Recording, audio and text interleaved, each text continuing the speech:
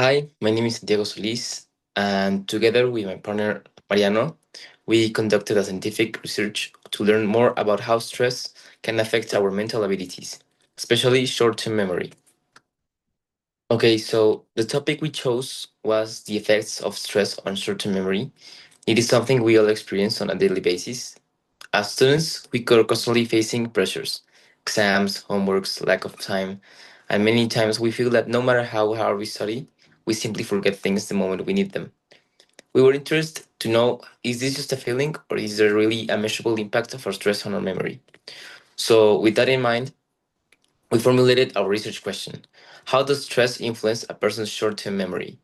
We wanted to test whether stressful situations affect our ability to remember simple, recent information such as lists of words or pictures. We chose this topic because, in addition to the fact that it's something we can all relate to, there is also scientific evidence suggesting a relationship between stress and cognitive performance. When we are stressed, our body produces cortisol, a hormone that affects areas of the brain, such as the hippocampus, responsible for memory, and the prefrontal cortex, responsible for concentration. Dr. Alessia Pep, for example, has explained that excess of cortisol can even produce structural changes in the brain if stress is chronic. So we not only wanted to check this from our own experience, but also to provide experimental data to prove it. Our hypothesis was as follows. People who perform memory tasks under stressful situations will perform worse than those who perform it in a relaxed environment.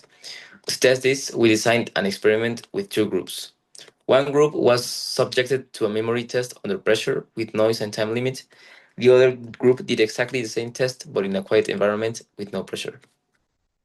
So the results were um, we applied the experiment to 10 people, 5 per group. Each participant was shown 15 items to memorize, and then we measured how many they could recall. The results were quite clear. The under stress group remembered on average 5.4 items, while the relaxed group remembered 11.4 items.